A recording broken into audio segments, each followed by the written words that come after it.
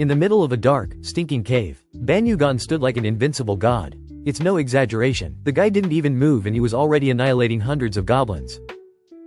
As if they were simple standing flies. Unmoved, the monsters fell in his mere presence, shattered. Without him even lifting a finger. It was a most efficient butchery. And the few remaining goblins, trembling like leaves in the wind, looked at him in terror. Not knowing whether to run or simply pass out. One of those poor devils, in an act of sheer panic, threw an arrow, perhaps thinking Ban Yugan wouldn't even see it coming. But not his mallet. Yes, the mallet, because even the weapon had a life of its own, was shot into the air and the arrow was pulverized before it even touched our protagonist. This spectacle did nothing to help the nerves of the hoblins, who were now more frightened than ever, stepping back little by little, not knowing that their end was sealed. Ban Juwang, showing no emotion, turned his mallet into a kind of magic gun. A cannon of pure destruction ready to roast the rest of the bugs. But before we continue enjoying this power show, let's pause to understand how Ban Yuan got to this point. Because of course, you're not born with the ability to blow goblins' heads off of your mind. Or is it? When Ban Yuan was just 4 years old, his life was already destined to be extraordinary. While other children were just beginning to stutter their first words, he already mastered several languages, as if it were the most normal thing in the world. His parents, obviously, couldn't help but worry a little. It's not every day your child communicates like he's a miniature polyglot. But his grandfather was delighted. According to him, Ban Yu Wang was the chosen one, the one who would return the power of Babel to his family. That power lost for generations. Of course, his parents didn't buy that story, always thinking the old man was a little crazy. But Grandpa wouldn't shut up. According to his story, the ancestors of the Van had been the builders of the famous Tower of Babel, able to unite all races and languages under one roof. That tower, a wonder that would never collapse, symbolized the greatness of his lineage. And there, in the midst of his grandfather's anecdotes, was where Van Wan showed his true face. More than fascinated by the epic story, what sparkled was his eyes, with the potential to make a fortune. From that moment on he became obsessed with the idea of finding the Tower of Babel. Unfortunately, Grandpa didn't know where it was. But that didn't stop Van, who clung to the hope that if he found it, he would return glory and wealth to his family name. And so, as his talent for languages grew, so did his ambition. One day older, Ban Jagan was in front of his computer impatiently waiting for the university results. He knew he had a chance of getting in, but the stress still made him refresh the screen every 2 seconds. In the middle of that wait, something strange happened. A floating digital window appeared in front of him. The strangest thing was not only the appearance of the window, but that everything was written in a completely foreign language. Without thinking much he tried to read it and to his surprise he was able to understand what it was saying. The window congratulated him for having passed some kind of documentary filter. But not just any university. No, gentlemen, he was from the best academy in an alternate dimension.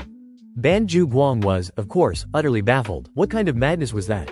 The window went on to explain that he had been summoned for a practical evaluation and if he passed it he would be admitted as a student and to add more pressure to the matter. It said he would be transported in 10 seconds. What the hell was Van thinking just when he also received the acceptance email from Normal University? The one in this world? Sure, he'd always been confident he'd get in. But the countdown on the screen didn't let him even enjoy it. The news, 10 seconds 9. His heart was beating fast before he could react or explain anything to his mother. A blue light enveloped him and vanished into thin air. Van Yuguan's mother stared into the empty space, not knowing where her son had gone, while he, on the other hand, fell at full speed through a dark and endless tunnel. And just as he was getting used to the vertigo, another system window popped up out of nowhere. This time he announced that the special practical evaluation for candidates of lower dimensions had begun. What the fuck does that mean? Van wondered, completely baffled by the sensation of being inside a damn video game. The system, as if nothing had happened, ordered him to defeat a blind goblin and destroy the dungeon core. Ban Yu Wang, on the verge of losing his temper, couldn't help but scream in frustration. How did you end up in this mess without signing anything? As he tried to figure out what the hell all this practical evaluation stuff meant, he heard the sound of heavy footsteps and his heart almost stopped when he saw those disgusting creatures approaching, armed with crude clubs. Ban, sweating cold, swallowed. The goblins couldn't see it, but damn, they could hear it perfectly. And to top it off, they were speaking in their own language. Guess what? Our boy understood every word. Great, now I know these horrendous bugs see me as their dinner. he thought, while the goblins classified him as easy prey. Ban Yu Wang started tying strings. The system notification was talking about blind goblin from the dungeon core, and all this was starting to make sense. But he was still screwed. With all this new information, he knew that if he wanted to get out of there alive, he had to defeat those things. The question was as if he had never killed a rat in his life. The moment for reflection passed quickly. One of the goblins raised his club and threw it in his direction, landing dangerously close just inches from his crotch. Ban almost faints from fright, literally almost losing everything right there. The goblin tried again, and this time Ban Yuba managed to dodge it in time, controlling his breathing so as not to give away his position. But it was too late. These bugs had sharp ears and were not going to let him escape. As he tried to avoid another blow, he listened to the two goblins talking, trying to locate the exact sound of their movements. It was then that Van realized something crucial. Although these goblins couldn't see it, they were very sensitive to noise.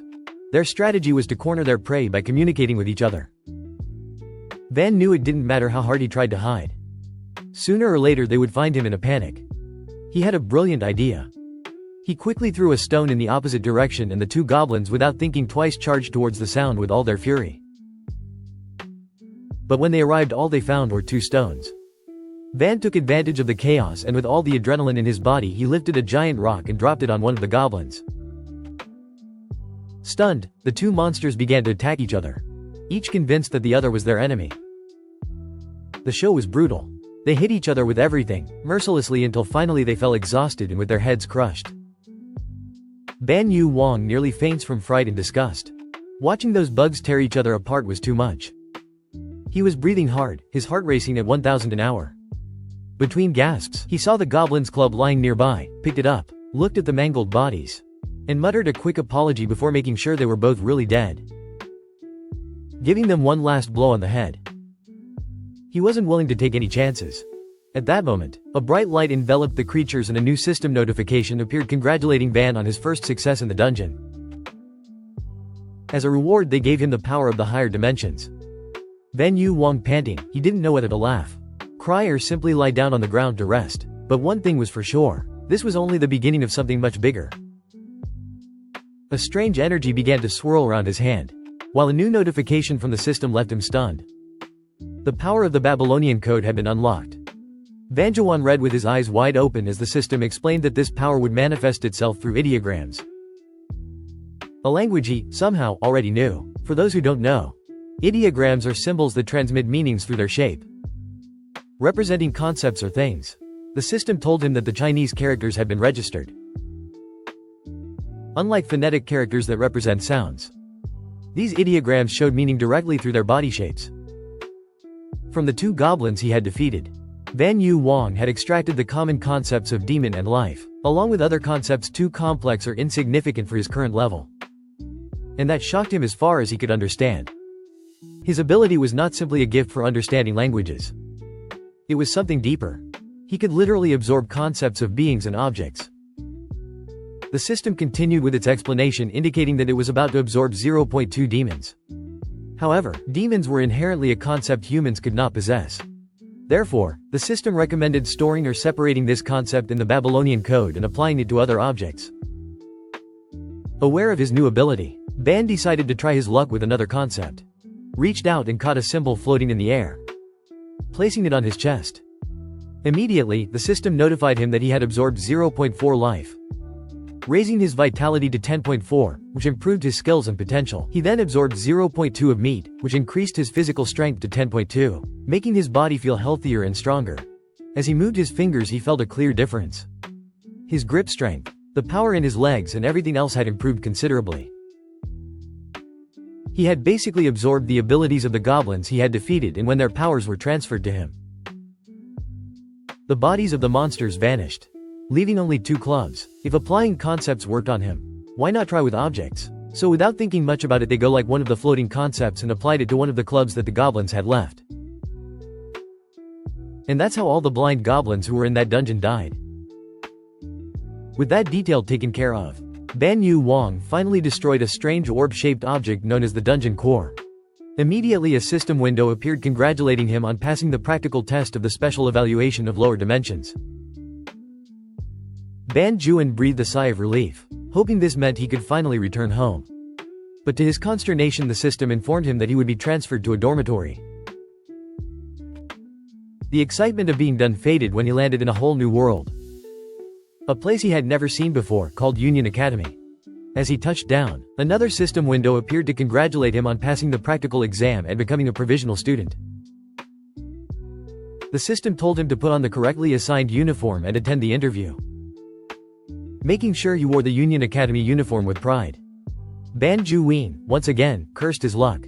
He had been accepted into one of the universities of his world and now he was stuck in this mess, having to wear a school uniform again. But he clearly had no options. Resigned, he reluctantly put on his uniform and went out determined to demand explanations from the authorities of this place. However, all his frustration disappeared the moment he saw a real beauty with glasses sitting at the reception desk. Ban Juan suddenly stopped, his mind racing at 1,000 per hour. Was this woman a green-skinned alien like the goblins? Even if she was an alien, he couldn't deny how incredibly beautiful the woman was. Noticing his presence, she greeted him with a smile and a soft voice, as if she had been waiting for him from the beginning. The teacher, with a radiant smile, introduces herself as the person in charge of teaching magical combat at Union Academy. She is excited to see him there and the first thing she does is congratulate him on passing the practical test. Then, with a twinkle in her eye, she asks him if he is aware of how extraordinary his results were, since he has captured the attention of the entire faculty. Of course, Ban Juan has no idea what she's talking about. Meanwhile, the teacher goes on to explain that he is the first student in 500 years to create a new artifact during the evaluation. But our boy isn't exactly thrilled with so much praise. After all, he was dragged there without explaining anything to him and he almost lost his life in the process. The teacher, however, continues to smile, pleasured beyond expectations. She explains that his case is exceptional, even beyond what was expected in the special evaluation. Ban Juan, on the other hand, is mentally disconnected, wondering when the hell he'll get a chance to leave that academy.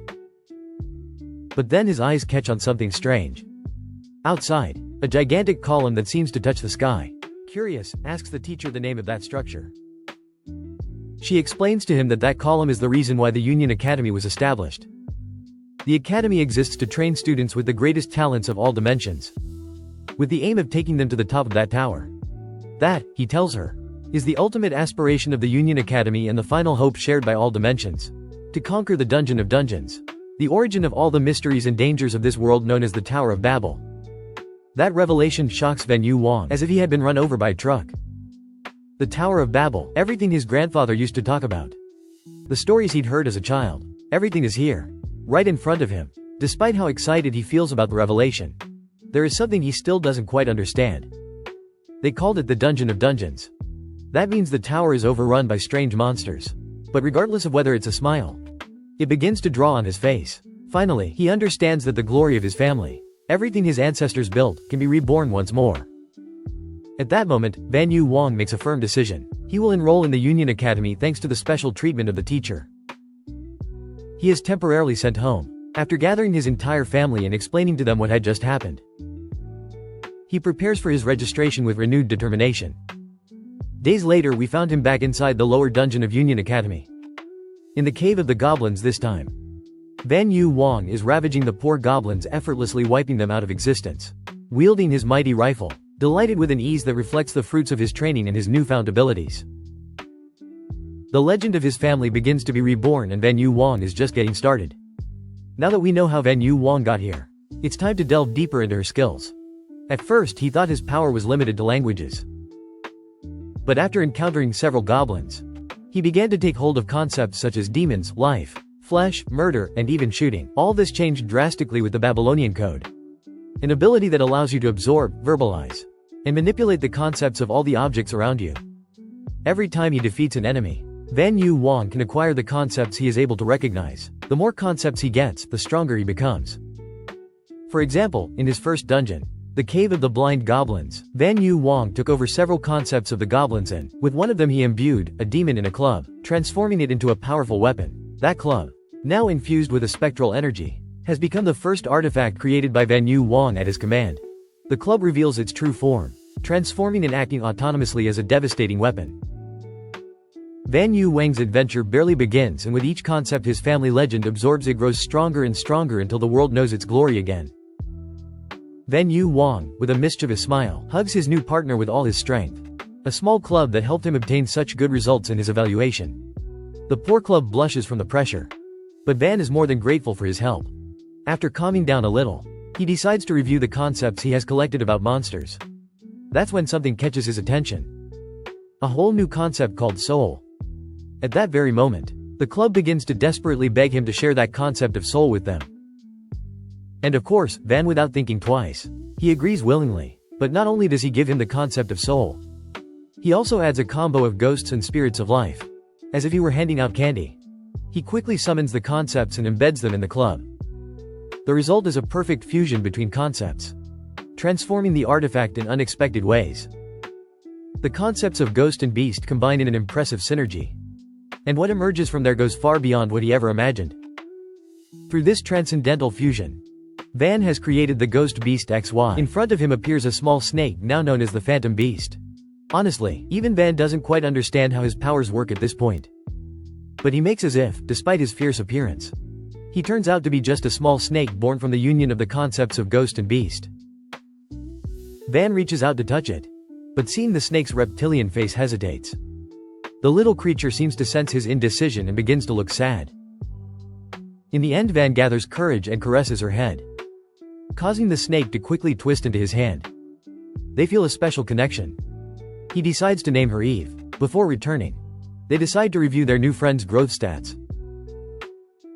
Based on what he has experienced so far, Van deduces that the concept of life seems to function like a level in a video game, while flesh represents the physical statistics. What you still don't quite understand is why Alma's stat is so high. He wonders if abilities like all-seeing eyes and all-hearing ears are somehow related to his language skills. In any case, Van decides it's time to go back, hits the confirm button, and begins teleporting to the Union Academy opening ceremony. Once they arrive at the Union Academy auditorium, the place is full of emotion. The new students are everywhere chatting and exploring their new surroundings. In the midst of all that commotion, Van suddenly appears, capturing everyone's attention with his unexpected entrance. He's a little taken aback by the amount of people around him, but quickly activates his all-seeing eyes. These special eyes allow you to read everything around you according to your skill level, allowing you to understand the aura and spirit of your surroundings more deeply. Just as I suspected, unlike him, who entered through a special admission from a lower dimension, regular students who went through the normal process look incredibly strong, even to the naked eye. As he scans the crowd for his seat, suddenly a giant, nasty guy appears in front of him, asking if he's from the lower dimension. He warns him not to wander and to stay out of his sight. They go as if he doesn't care in the least. She simply waves to him and continues walking in the opposite direction, avoiding any confrontation. It is evident that those who entered through the regular process believe themselves superior and despise those who come from lower dimensions. Even in the Union Academy, those with power and strength look over their shoulder at others, which is not so different from what he experienced on his home planet, Earth. Van wonders if this attitude is the same in all the dimensions where these people live. Suddenly, someone shouts his name and tells him to come over and sit down as he walks towards that place. Note that there are only 4 seats and 3 are already occupied. He wonders if this will be the place reserved for special admission students from lower dimensions. This whole panorama smelled of outright racism to Van. Ever since he entered the auditorium, he had felt the stares like needles digging into the back of his neck. And no, it wasn't just the typical uncomfortable feeling of being in a new place. It was something deeper, something that awakened his instincts. So, taking advantage of his special ability to see beyond what normal eyes perceive, he decided to take a look at the power level of the students around him. What he discovered stunned him. Not only were these guys strong, they were real machines. Every one of them could shred any regular student with no problem. How the hell do they have so much power? Van wondered, trying to stay calm. Then his gaze fell on the blonde boy who was sitting in the first seat. There he recognized him. He was his roommate, the same one she'd met before the initiation ceremony. Though their first meeting had been, to say the least, odd. The first time Van came into his bedroom room, this blonde guy pulled a sword out of him. A sword barely walked through the door, like they were going out. A death threat or something before things got ugly. They were going fast. He reminded him that they were both freshmen and therefore roommates. In the end, the blonde, who looked like something out of a fairy tale because of his perfect prince look, apologized for his behavior. He explained that he had just finished a practical evaluation and that his nerves were still on edge. He asked if Van was all right, but with the cold sweat on his face, it was clear that Van wasn't exactly feeling his best. Despite everything, Van couldn't help but stay somewhat hypnotized by the blonde's appearance. He literally looked like one of those prints you see in books, although with a temperament that left a lot to be desired. But hey, at least he'd been the first to apologize, so maybe it wasn't so bad. After all, they both sat down to chat, sharing a little of their experiences so far. When Van told him the story of how he had to face Goblin Blind on his first day, the blonde, who finally introduced himself as Light, couldn't help but let out a burlesque laugh. Goblin Blind, even a beginner with basic training could handle that, he said between laughs. And Van, he obviously felt completely irritated. He muttered something to himself about how out of place Light was, but decided to ignore it. As they spoke, Van remembered that he had to wash his uniform without much thought. He began unbuttoning his shirt right there in front of Light, as if it were the most normal thing in the world. But as soon as his abs were exposed, Light's reaction was as unexpected as it was hilarious. The guy literally turned red as a tomato. His eyes widened, and before Bam could wonder what was wrong with him, Light whipped his head around, avoiding any eye contact. Bam, clearly confused, stared at him as if to say, "What the hell is wrong with you?" Anyway, the moment of discomfort didn't last long. Van greeted the two girls, who were sitting near them. The first, a girl with pink hair, caught the eye instantly. Her toned body and long hair fell perfectly over her shoulders, complementing her sharp, cat-like eyes. It looked like something out of an action video game. The second, a white-haired girl, gave him a bad feeling from the start. His black eyes, like night, sent a shiver through him, and Van instinctively looked away. Something about her was intimidating, like she could read your soul just by looking at you. But to Van's surprise, the white-haired girl was the first to break the ice. She instantly felt the small white snake coiled around Van's wrist. Curiously, she asked what Van was, still a little nervous at her penetrating gaze. He introduced his snake companion. "This is Eve," he said, trying to sound casual. The three girls seemed to melt at the sight of the adorable creature. That's when Light, recovering from his embarrassing reaction, made a curious observation. "Hey, that snake looked like a club before, didn't it? How did I change so much in so few days?" Van had noticed it, too, but he didn't have a clear answer. All he knew was that Eve was connected to him in some way, and her transformation was only the beginning of something bigger. The white-haired girl, who seemed frightening at first, turned out to be quite relaxed. She introduced herself as Dokgoen, daughter of a martial arts master. Van, with confidence already a little recovered, also introduced himself without thinking much. Asked her if she could launch waves of energy using her martial arts. This caused laughter from the others, but Dokgoen, with a half-smile, told him that he was not that far from reality, which left Van even more intrigued. The pink-haired girl also showed up. Rachel was his name. She seemed to have an air of carelessness, but with a vibrant energy that illuminated the room. Finally Light, the blonde prince, stopped being mysterious and also shared his name. Just then, Van noticed Professor Yumena in the Light crowd. Curious, he asked if Van had also had a consultation with her. But before he could answer, a flash of light began to shine overhead. Looking up, everyone noticed that the auditorium ceiling was slowly beginning to open. A thunderous voice reverberated through the auditorium, so loud it seemed as if their heads were going to explode. The pressure in the air was so intense that Van and the others had trouble even looking up. That ominous voice announced the beginning of the welcoming ceremony for class 2557 of the Academy Union. When they finally managed to look up, their eyes met a gigantic eye that dominated the space above them. The scene was so surreal that some gaped while others tried to process what they were seeing.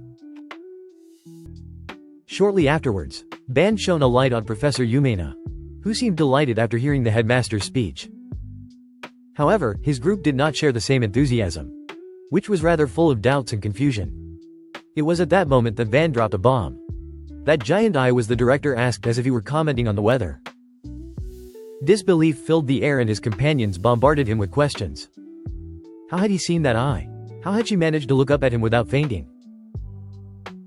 Curious looks landed on him, especially those of Doc Gohan, who kept watching him with those deep black eyes that made him feel a shiver down his spine. Van felt uncomfortable under that intense gaze. He stammered and tried to twist his statement. "I just felt as if there was a giant eye, watching us." His words didn't sound very convincing. But no one cared much.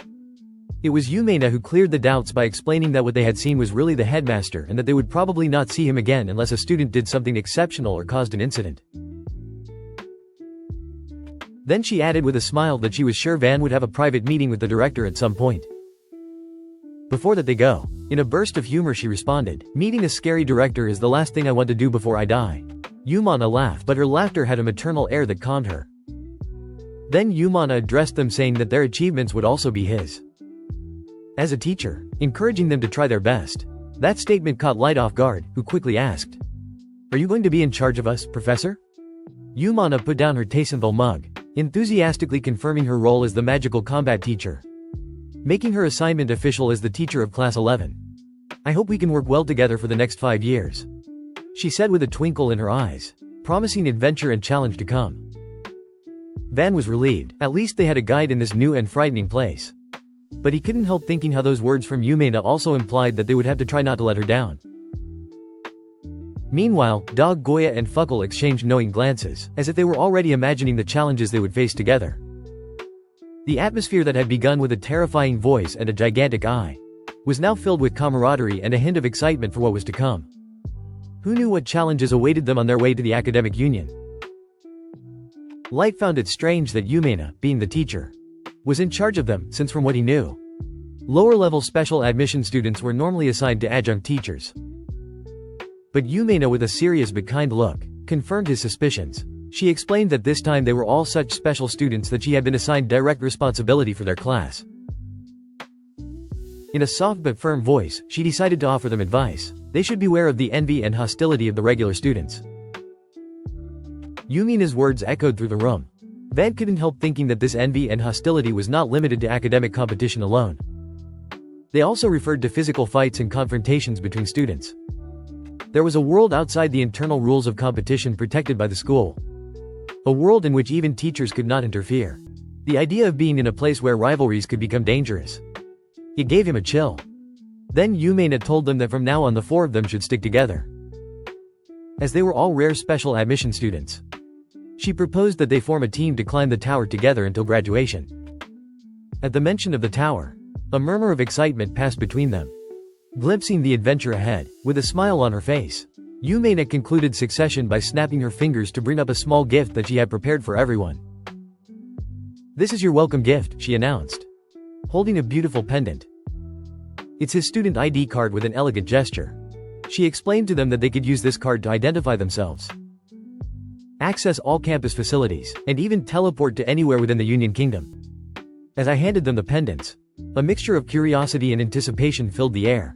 When Van Light Dog, Gojan and Rutschel activated their pendants, they felt enveloped by a magical current that instantly transported them out of the academy building. However, joy quickly turned to disappointment as they found themselves back inside, causing them to let out a collective sigh of frustration. Van scratched his head in confusion. "Why are we back here?" he asked, clearly disappointed. The idea of being teleported outside and then coming back so quickly didn't seem to make sense. "Did the pendant make us come back because we can't get out yet?"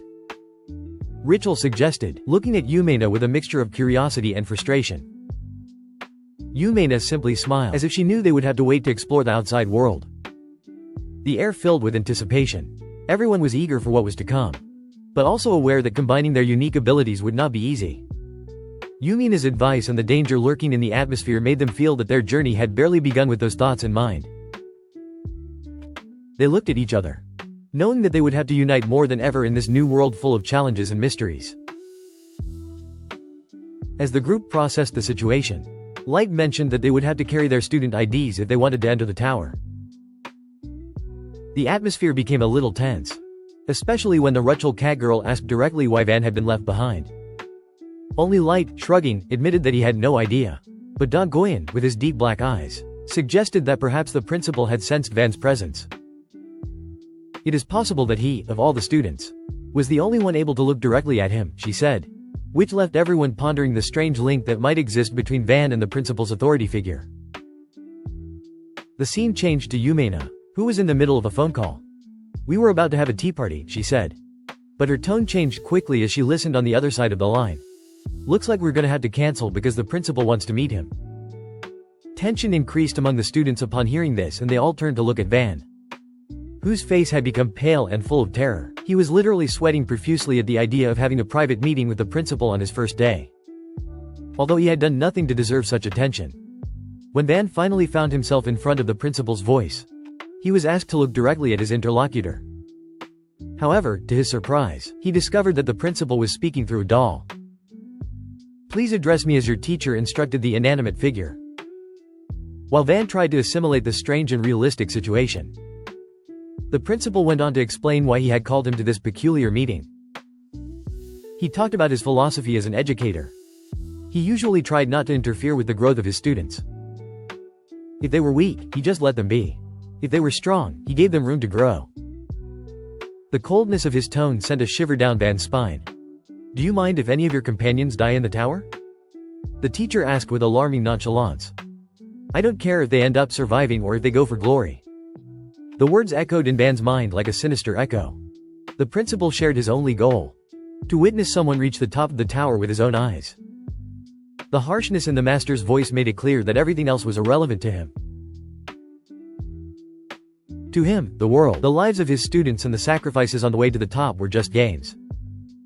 Van felt a mixture of fear and defiance upon hearing this, wondering if he had really chosen the right academy for his future. At that moment he realized that things would not be as simple as he had imagined. As the conversation concluded, Van realized that he was at a crossroads. This principal, with his unusual methods and emotional detachment, was not only an authority figure, but an observer who was looking for a hero. Someone who could get through the dangers of the tower and bring him the glory he so craved. And in the midst of all that, Van now had a role to play, although he did not know if he was ready for the task at hand. The protagonist stayed quiet for a moment. After hearing all this, the principal's words about nonsense echoed in his mind, filling him with confusion. "What do you mean it's all meaningless?" he asked himself, remembering his grandfather's teachings. In that instant he realized that the tower had existed since the time of his ancestors, and that the Van family was determined to regain control of it. With determination burning in his chest, Van knew he was ready to achieve glory and strength, even if it meant sacrificing his own life. However, a doubt assailed him. Why are the teacher and the other students after the end of the tower? So with an air of curiosity, he asked the mysterious man why he came from other dimensions to climb the tower and what this place was really. The master, taking a moment to reflect, revealed that the tower is a door to the divine, a test of courage and strength. Van, still confused, listened to the words of the teacher, who assured him that he would not interfere with the student's hard work, but that on this occasion he was considering making an exception and helping him. Van didn't quite understand what this meant, but his interest grew when the teacher, pointing his wrist hand at him, told him that he possessed great potential. Realizing his abilities, the principal decided to make an effort to help Van to prepare for his climbing trip. "What kind of preparation are you talking about?" he asked. "Are you feeling a mixture of anxiety and emotion?" The principal shared that Van's exploration privileges had been increased, which meant he could now travel to any dungeons with ease. "You should focus on improving your skills before beginning your rise to the tower," the master advised. The revelation that he could leave the academy surprised Van, and when the master confirmed it once again, his heart beat strongly at the prospect of new adventures. At the end of the meeting, the master helped Van to teleport back, just before the young man could leave. Master gave him one last advice: improve your skills, and if you show great progress, I will unlock your next privilege soon. The principal's words stuck in Van's mind as he returned to the reality of the academy. Now he had a clear goal. He not only wanted to climb the tower, but he had to prepare himself to face the challenges that awaited him, knowing that he had the help of the teacher and the potential that he himself possessed. The next privilege you will receive is solo exploration of the tower. The master hopes to be able to see him again, and with a movement he teleports Van to another place. Our boy suddenly finds himself in Professor Yumina's room, who asks him about the meeting.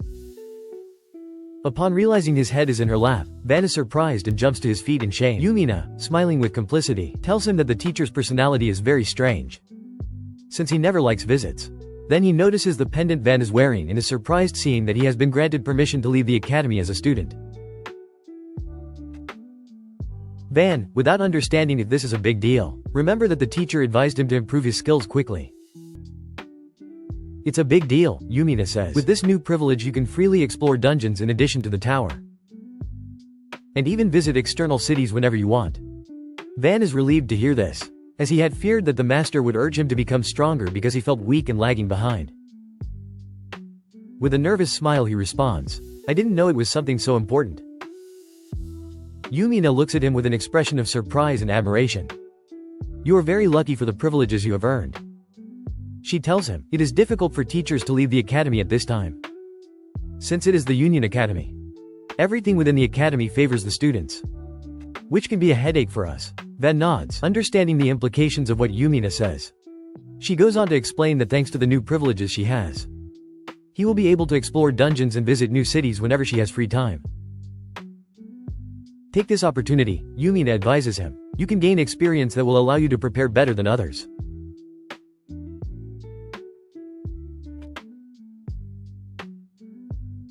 The freedom that the master has granted him seems to be a path full of possibilities and challenges. "Thank you, teacher," Van responds, his voice a little firmer. "I am determined to make the most of this opportunity." With the conversation flowing, Van begins to feel that his path to the top of the tower is full of challenges. But also supportive, especially with Yumina by his side. She encourages him not to underestimate the value of the experience he can gain and reminds him that every step left will bring him closer to his goals. Yumina, with a grimace of envy on her face, sighs as she watches as Van prepares for his excursion. "I wish I could enjoy snacks whenever I wanted," she says, looking at his student with a touch of nostalgia. Afterwards, she recommends that he visit an outer city called Ranaka, where there is an amazing spring temple worth checking out. Van, a little confused by the teacher's sudden change in behavior, dares to ask if she wants him to bring her something from the city. "Just a few bottles of honeymoon wine, softening her tone a little more lively than he expected. Van gasps. He can't believe that his teacher is asking him to run and get real alcohol. "Really, teacher?" he asks, trying to hide his disbelief. He decides to let it go and reminds himself that he should be thankful he got an inventory before he left. As he walks into town, the weather is perfect and a gentle breeze caresses his face, leading him to reflect on the mission that Yumina has entrusted him with. Suddenly, something catches his attention and he remembers an object he had received from his grandfather just before he enrolled in the academy. It's a mystery bag full of unknown items. The memory of that last conversation with his grandfather rises vividly in his mind. Before he left, his grandfather had asked him if he was ready to go. Van had assured that yes, and in an attempt to make conversation, he had asked if his grandfather had slept well. "That is not important," his grandfather had responded, ignoring the question, and suddenly, taking out a bag from under the table, "Here. This is something that can be useful to you." Van remembers the sparkle in his grandfather's eyes as he handed him the bag. The old man had told him to open the mysterious bag and take whatever he wanted. Van was confused at first, but when he opened it he found a dazzling glow, pure gold. His eyes opened in surprise as his hands caressed the shiny coins.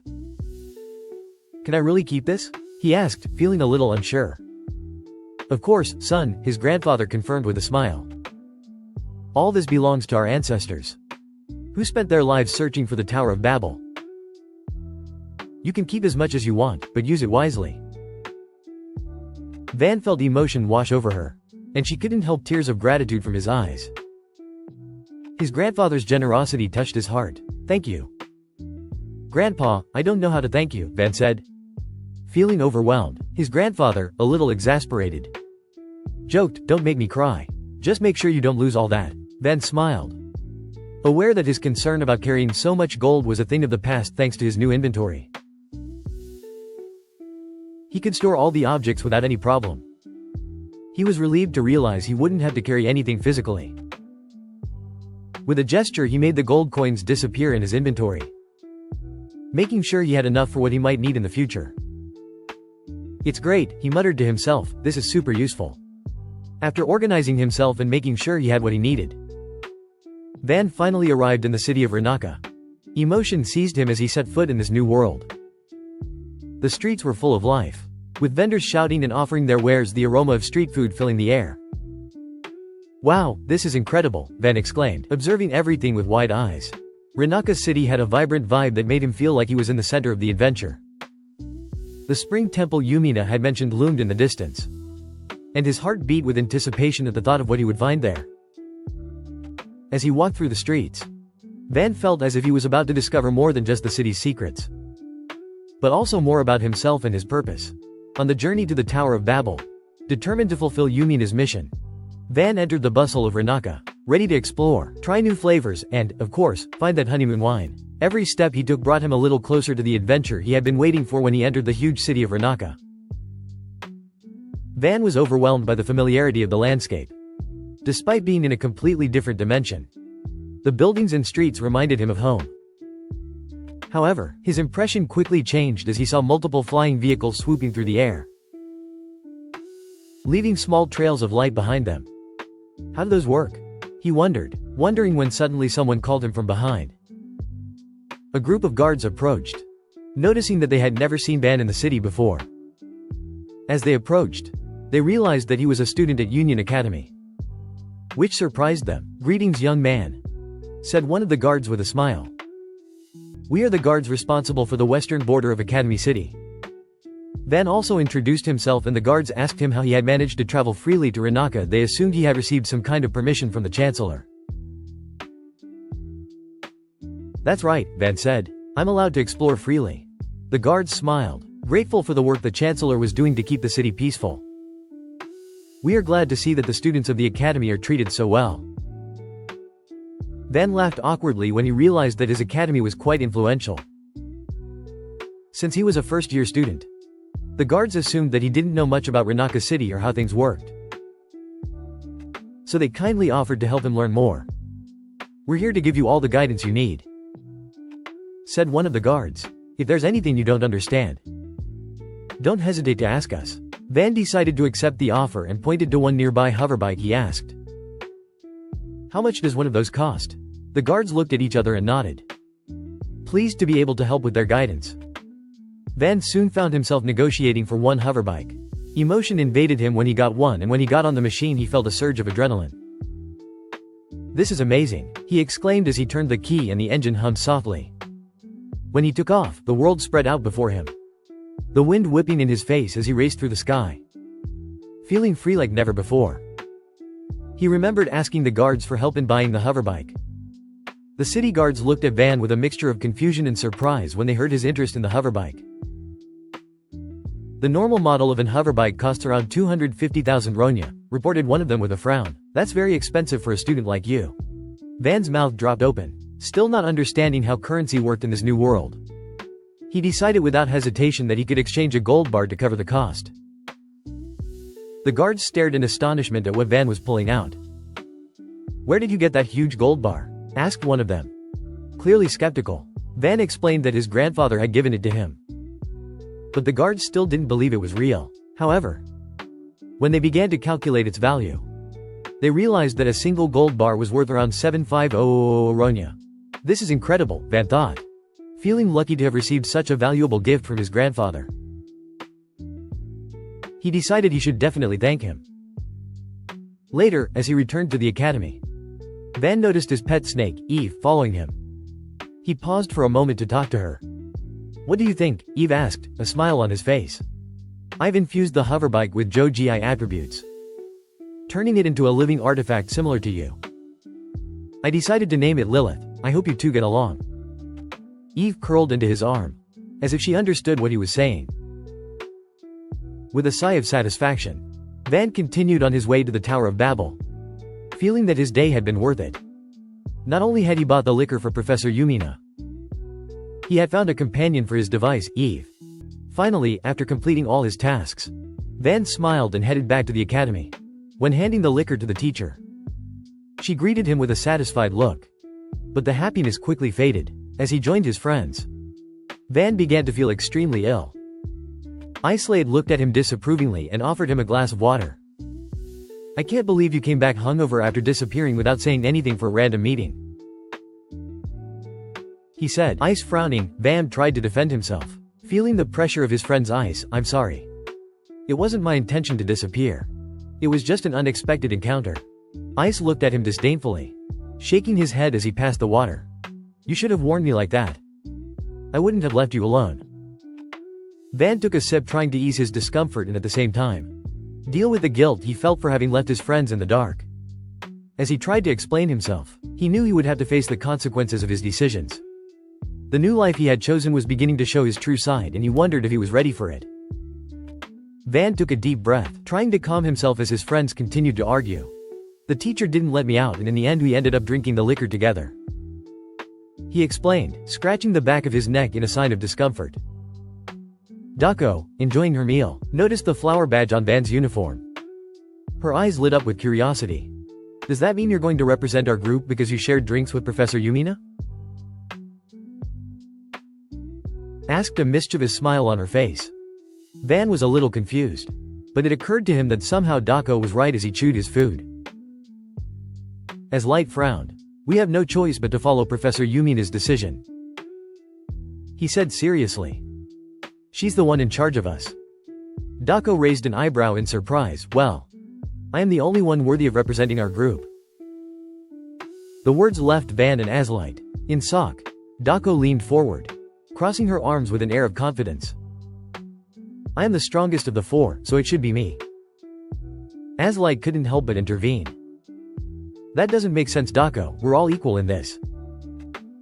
His tone was firm, but it also sought to soften the attention. Your attitude and arrogance could ruin our future climbs of the tower. Dako smiled, enjoying the conflict. It's funny that you talk about equality. When you asked the teacher if it was possible to climb the tower, she only said sarcastically, that's not equality either. Ashlight flushed, realizing she'd screwed up. I just did it out of curiosity. He tried to apologize. I really want to be in a group with all of you. Van felt a little desperate as the tension rose between them before their morning class. As he watched his friends, he realized that he had left out something fundamental. He should have planned this better, he thought to himself. Feeling more and more pressured by the situation, uncertainty about his role as leader of the group weighed heavily on his mind. Even though he hadn't sought to be president, he began to understand why Professor Yumina had chosen him. There was something in his character, or perhaps his willingness to learn, which could be key to uniting his group and facing the challenges that would come together. With a resigned sigh, Van prepared for what was to come.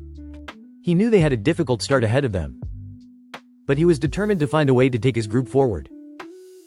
Van sighed, feeling the pressure of being the leader of such a diverse group as his friends looked at each other. He knew he had to intervene to calm things down. Guys, calm down and listen to me first, he said, raising his hands to get his attention. In my opinion, the leader doesn't have to be the strongest of the four. Actually, I think it's better if we're a little weaker. Dako frowned, clearly confused. What are you trying to say? She asked, her arrogance to the surface. Van took a deep breath and continued to try to clarify his point. If the class president is the strongest person, he will surely make decisions on his own. But someone who has the responsibility of uniting the class should not do so. The members of the group listened dazedly, though some still seemed skeptical. The leader should be someone capable of offering good solutions for everyone, he said. They're trying to get their idea across. Also, it is important that you are in the middle of the group, not above the others. And why do you think you're that one? Light intervened, curious but with a hint of pride. Van smiled, feeling a little more confident in himself because I have an easygoing personality. I think I'm the only one worthy of being class president, he replied, feeling his words resonate. Dako wasn't entirely convinced, but seeing that Professor Yumina had already decided that Van would be the president. For the moment it's fine, I'll go with your logic for now, she said with a tone of disdain, but only because you've already been chosen. Van felt a great relief when he heard this. His heart relaxed a little and he was grateful for the support, even if it was temporary. However, Dako with a cold expression decided to be honest.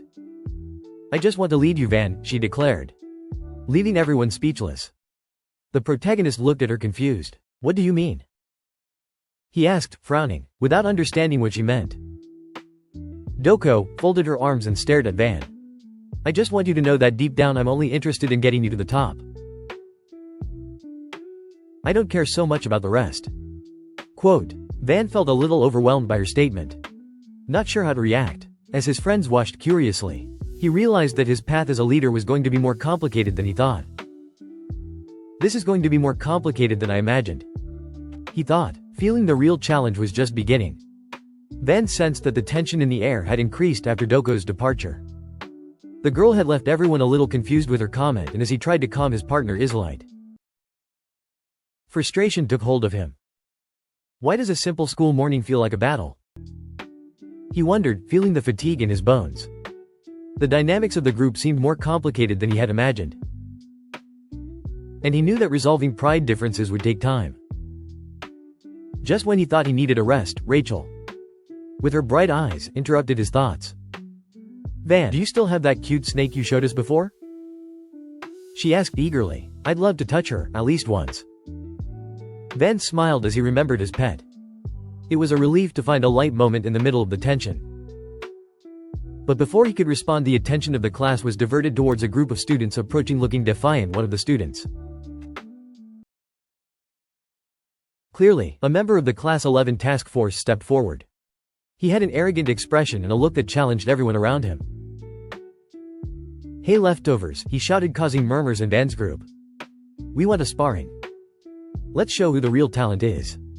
Here the students of Class 11 began to shout, inciting their classmates to join the fight. The atmosphere became electrifying. Van felt a mixture of nervousness and determination. He knew that as class president he had to face this challenge. The professor, observing the chaos, cleared his throat and raised his hand. Silence, he said. Imposing authority, let's do this in an orderly manner. The first lesson will be light sparring. What do you think? Van looked at his companions. Noticing the uncertain looks on their faces, Islife frowned, and Dachil looked as excited as she was scared. We don't seem to have a choice, he said, feeling the pressure of his new role. If we do not face this challenge, our reputation will suffer. The students of Class 11, now more confident, approached laughing and making mocking comments. Van knew this would not be just a simple fight, that it was a test to establish respect and power dynamics in the classroom. All right, he said, raising his voice to make himself heard. We accept the challenge, but we will do this fairly. Every one of us will have the opportunity to prove ourselves. The laughter stopped for a moment, and the special group seemed a little more serious. Van knew that this would be his first big challenge as a leader, and he had to show not only his strength, but also his ability to unite his group in this fight. Heart-pounding, Van braced himself mentally. His first day had been a whirlwind of emotions, and now, with his group at his side, he was determined to face whatever came. Eve, let's show them what we're made of, he murmured, feeling the comforting presence of his pet inside him. As the students took up positions on the training ground, Van realized that he was about to begin his true journey at the academy. The tension on the training ground was palpable. The students of Class 11, despite being known as the leftovers, were on a war footing and are feeling more uncomfortable than ever. He wondered if he had made a mistake in accepting the challenge.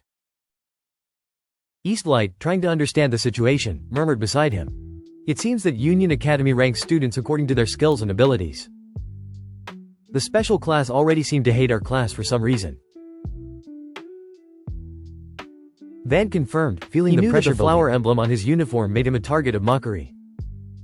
This must be because I'm wearing this badge, he said, pointing to the badge that Professor Umeda had given him. I'm sure that's provoking them. Erecto, a muscular student with an intimidating look, noticed the badge on Van's chest. His face turned red with rage. Feeling belittled by the presence of a leftover he dared to wear, an emblem he considered a symbol of prestige. I can't believe you're making fun of me with that badge. Erecto shouted, his eyes full of fury. I'm going to crush you in this sparring. Erecto's scream echoed across the field, causing the other students in Class 11 to take a step back. Without hesitation, he turned to the professor and asked permission to challenge Van to a fight. The professor, with a slight sigh, gave his consent without hesitation, as if he were already waiting for the outcome. Van Bouillon, come to the front, you will face Erecto in this sparring. From her office, Professor Umena watched the scene with a frown. It was absurd that his students should have a joint session with the special class on the same day he arrived. The first class turned out to be the brutal and exhaustive practical combat subject. And it was clear that lower dimensional special admission students could not match a higher dimensional being in combat. It was a disaster in the making. What kind of joke is this? She muttered to herself, feeling the unease of the situation. Something felt out of place. There had to be some kind of malice behind the programming of this class. He knew that letting his students face it. This challenge could teach them valuable, if painful, lessons. As Van prepared to face Recto, he realized that this was only the beginning of his journey and that, despite the obstacles, he must find a way to become a true leader for his class. Van raised his hand. He couldn't help but feel a pang of concern. He knew his fighting skills were still limited and the only thing he could gain from this fight would be bruises and bruises. However, his concern was met with disdain by the associate professor, who deducted 3 points from his total for hesitating to participate. That's not a valid excuse to avoid sparring, the professor shouted, his calm shining in the light of the training field.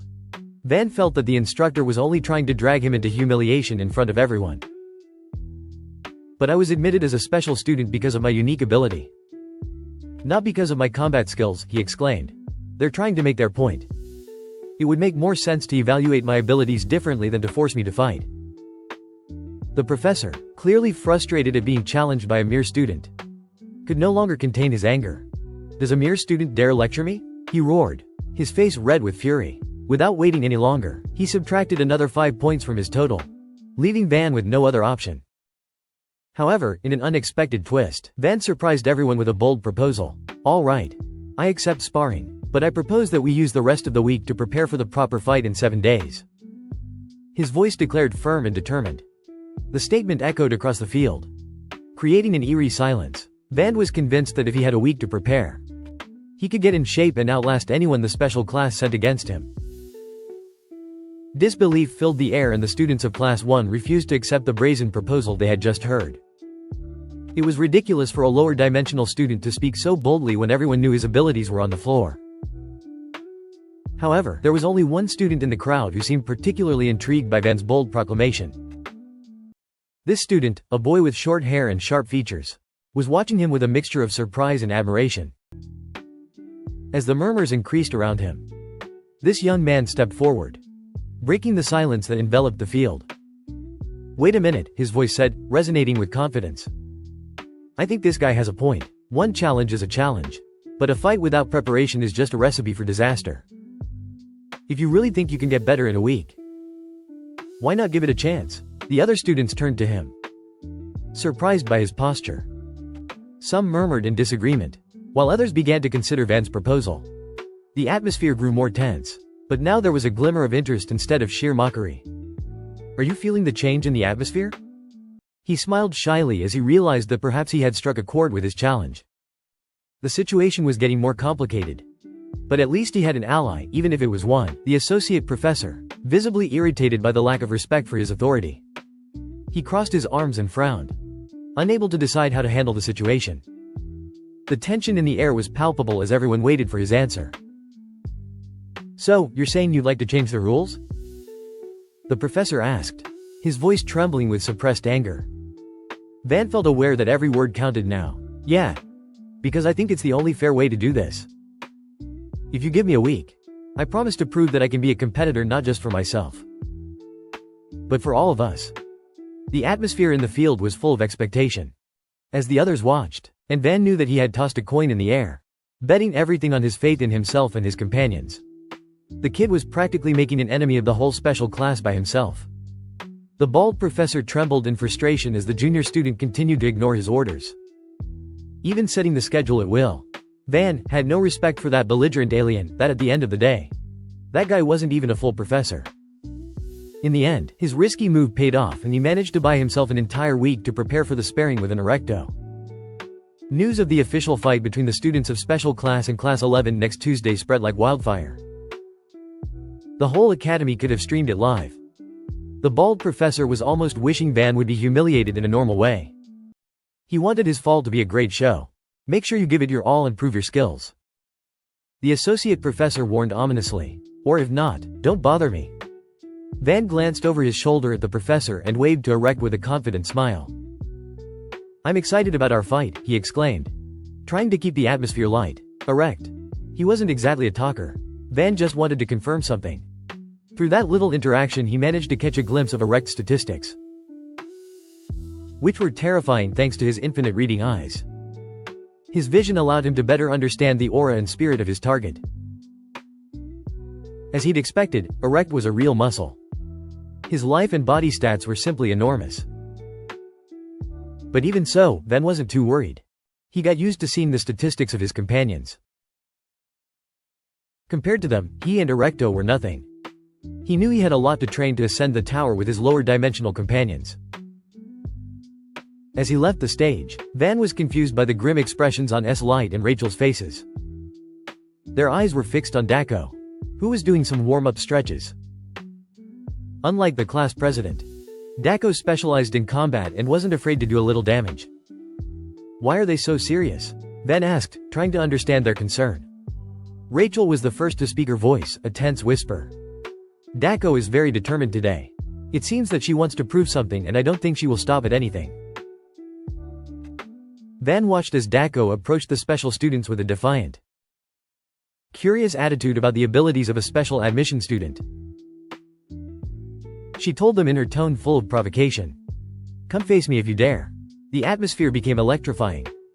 The students in the special class, at first taken by surprise, began to murmur among themselves. Dako's confidence was palpable, and though Van knew it could be dangerous, he couldn't help but feel a spark of admiration for her bravery. Dako Yan is really different. She's probably the strongest person that Van's eyes with his vision of everything he can see have scanned, with S and SS level features everywhere. The girl dropped her invitation and not a single student in the special class dared to step forward. They fell silent, clearly frightened by someone who seemed so powerful. Even the associate professor felt the weight of her challenge. Everything was going according to what Van had thought. His infinite reading eyes could not fully grasp the magnitude of Dako's power. There was no way the Class 1 students could ignore her suffocating aura. Dako continued to provoke the elite students, urging them to have a little courage and show confidence. She focused on Erecto, who was in the middle of the crowd, and the muscle began to sweat nervously.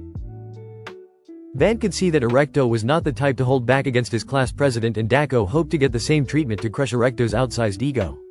Poor Erecto. He just wanted to do a little bullying without consequences. He didn't expect to be challenged by some kind of goddess of death. If he tried to maintain his image and backed away from Dako's provocations, his reputation would be ruined. He would be beaten and injured by his own party, unable to recover in just a week. That ending wouldn't work for Van. So he hurried to the stage to get Erecto out of Dako's line of fire. "Hey Erect," Van shouted, drawing attention to him. "Don't worry. This isn't a real fight, it's just words." Van. He knew that since he was going to fight the Rocky Brute next week, Dako would have to wait his turn. He knew that Dako was just trying to fight the unfair treatment they had been suffering, and he was determined to prove himself with his own skills. From now on, they couldn't depend on Dako's brute power all the time. The enigmatic Dako laughed softly. She thought Van was just a boy who depended on tricks. But maybe there was a little masculinity in him. "And you, what do you think, Van?" she asked with a look of challenge in her eyes. "I think we all have our own strengths, Dako. But we also need to learn to fight for ourselves without depending on others."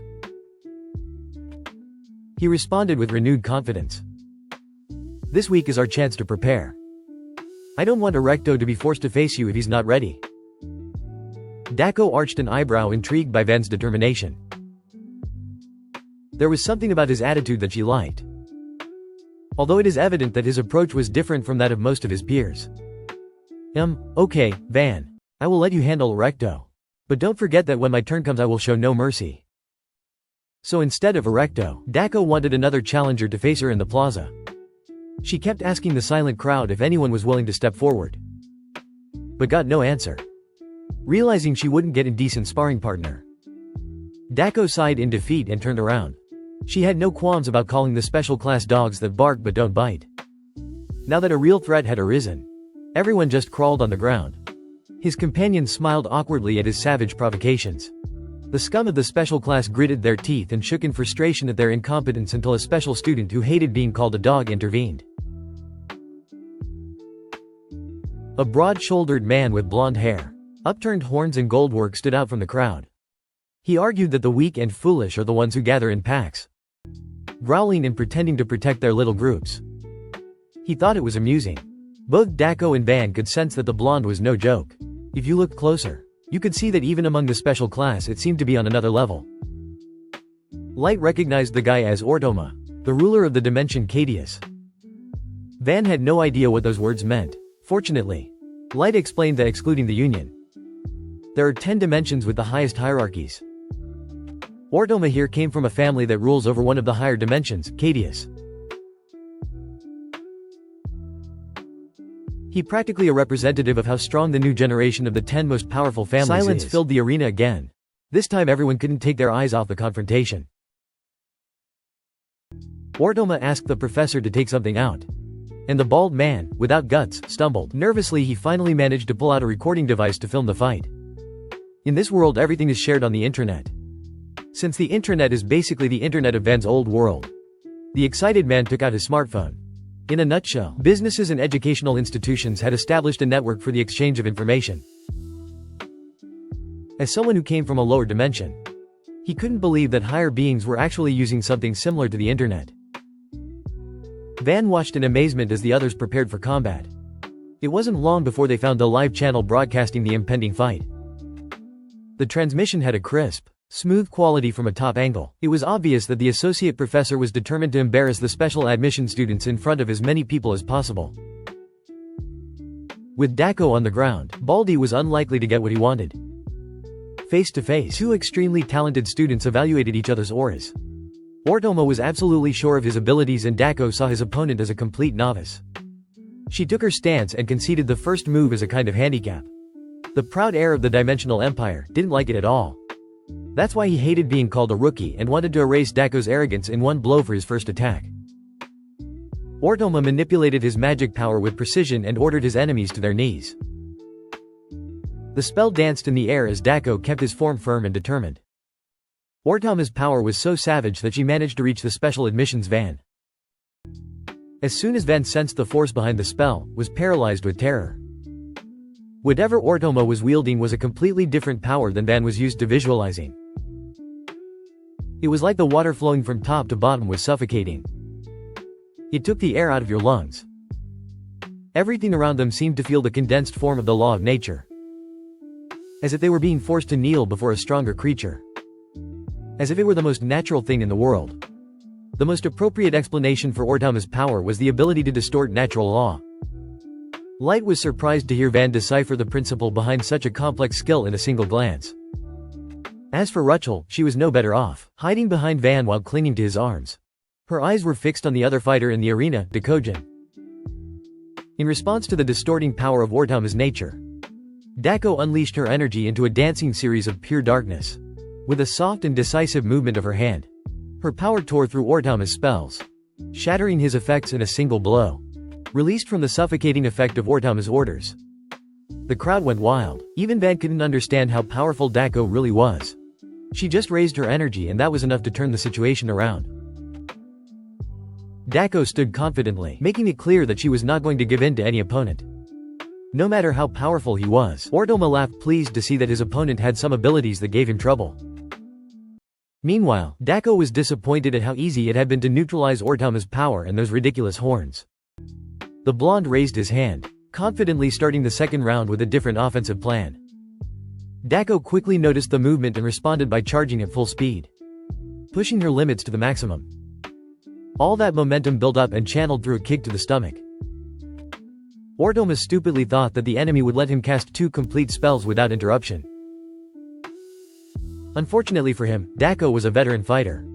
She knew what she was up against his attacks, which increased in damage the closer they struck.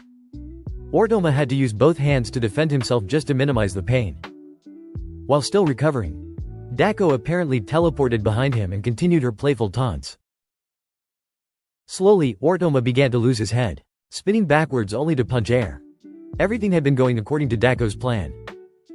As expected, the movements of the best bet of the special class were laughably stiff and clumsy. Dako guessed that someone had fed Ortoma everything he had, which resulted in a careless fighter. At this point, the young master only saw red with rage. He attacked like a wild animal. scratching and striking without making contact. Light couldn't believe what he saw in his eyes. One of his companions was overwhelming Ortoma.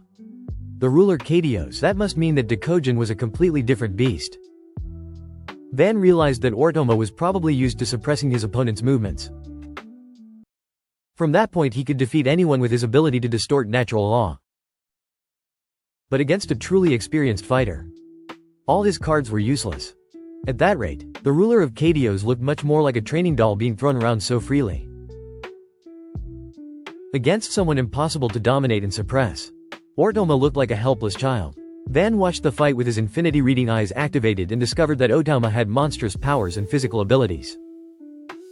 But he had never trained his body. Dako was dominating a dimensional ruler, and Van was capturing every beginning of the battle in real time. Light was beginning to realize that his companions were monsters in their own way. The training session had become an endless fight, with Ortoma forced to defend himself at all times. For someone like him, being forced into this position was more insulting than being defeated in one blow. His little lapse of concentration in attending to his pride left a large hole open for Dako to exploit. In a swift series of movements, Dako launched another offensive, now intent on closing the gap between them. She moved like a whirlwind. With each calculated and precise attack, Dako grew tired of Ortoma's delirious words. Perhaps if I interrupted him, they could fight in peace. To his surprise, Blandy summoned the power of thunder. Dako reacted quickly when he sensed the danger and threw himself aside. Ortoma began to kick uncontrollably. Forgot the sparring session, wanted to kill Dako. School rules didn't matter to him at the moment. Dako could sense that he was serious. The bastard was so mad and wounded with pride that he didn't know how to control his anger. Listening to a sensible young man talk about death and killing didn't sit well with Dako. Those are not concepts a boy like Ortoma should treat so lightly. To show her disapproval, she made the dark energy around her dance, twisting and twisting in her hands. Both Ortoma and Dako charged, unleashing their most destructive weapons. Just before the devastating explosion of power occurred, Professor Umena arrived to clean up the mess with a round of applause.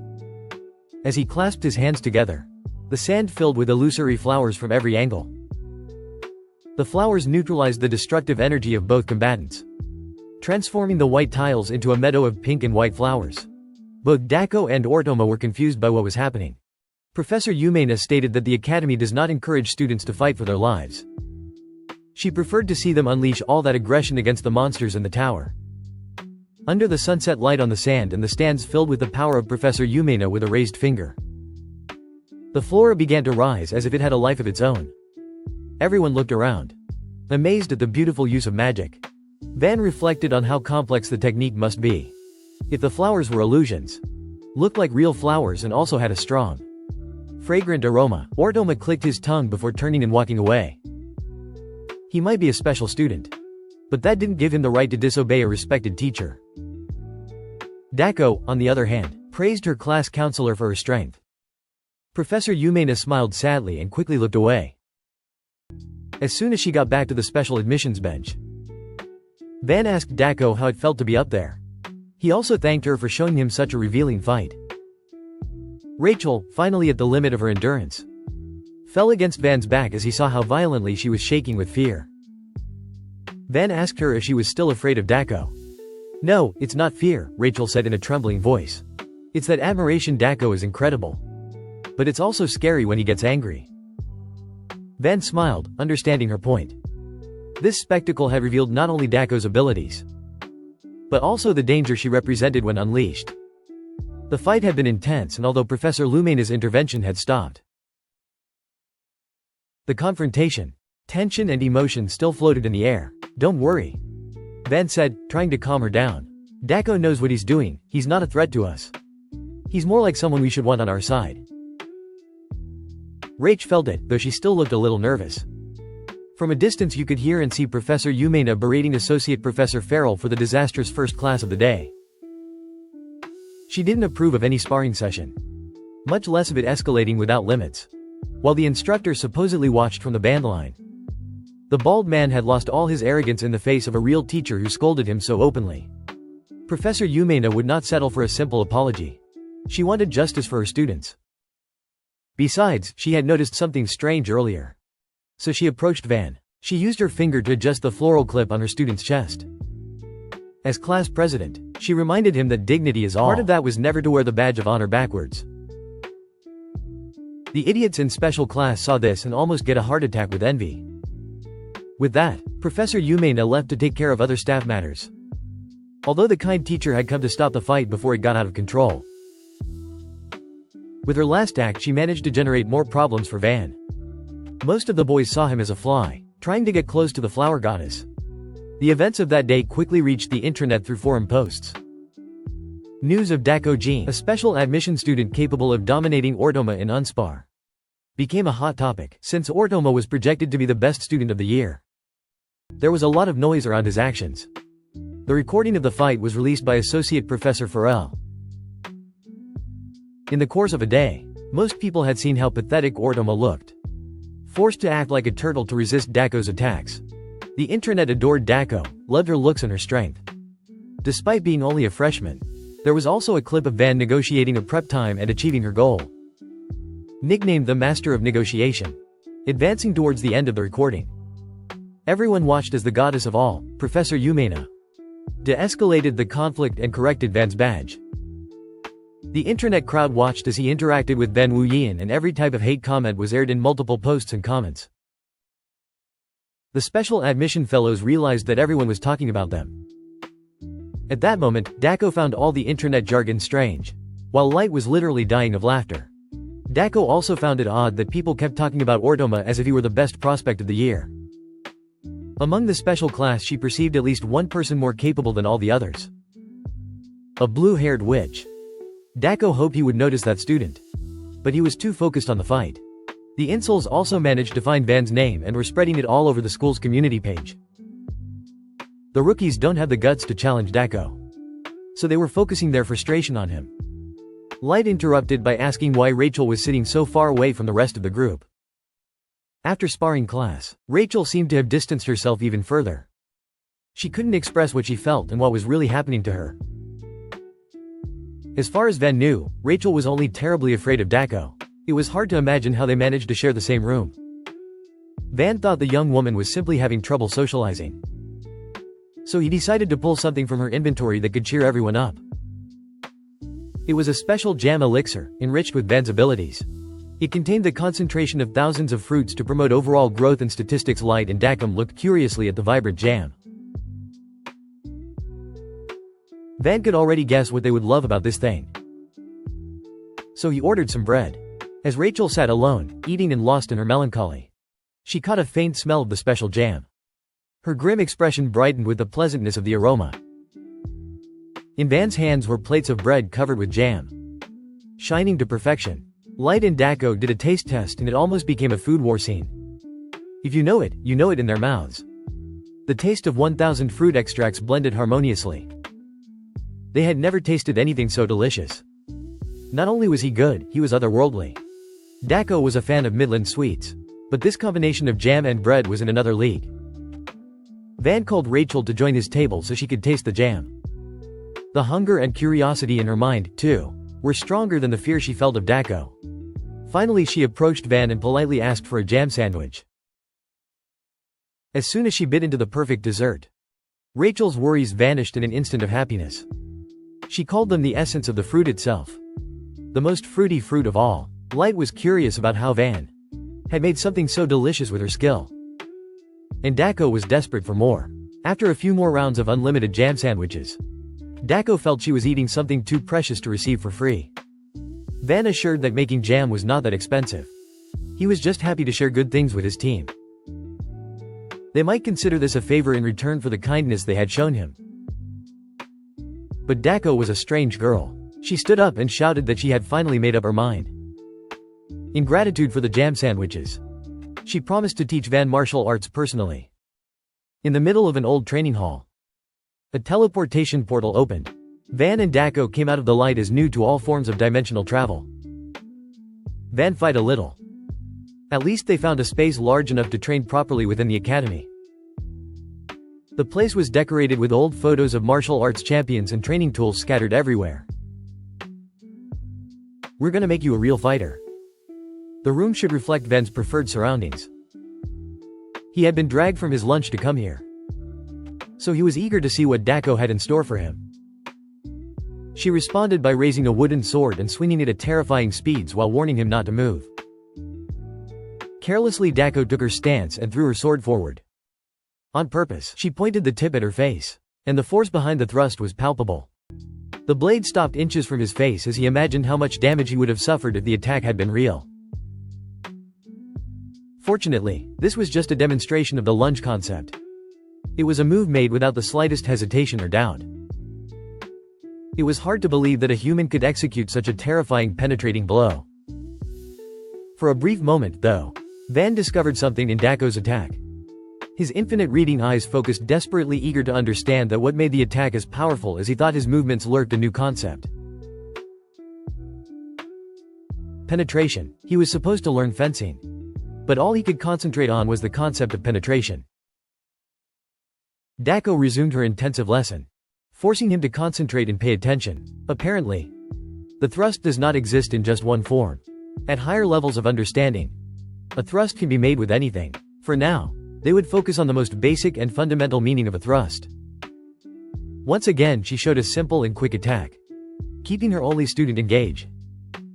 She urged him to focus on how many times he pushed at the angle of his attack, what he was mimicking in his mind as he made the thrust, and ultimately the strength or aura with which he should make it. There are basically countless variations, but the fundamentals are pretty much the same. At the end of the day, it's just a thrust. Van should be able to learn that, right? Sure, Dako could say that what she had demonstrated were the basics. But her actions showed the level of a teacher who had refined a single concept to its maximum expression. What it showed was much deeper than just mixing several concepts together. After his demonstration, Dako handed him the wooden sword.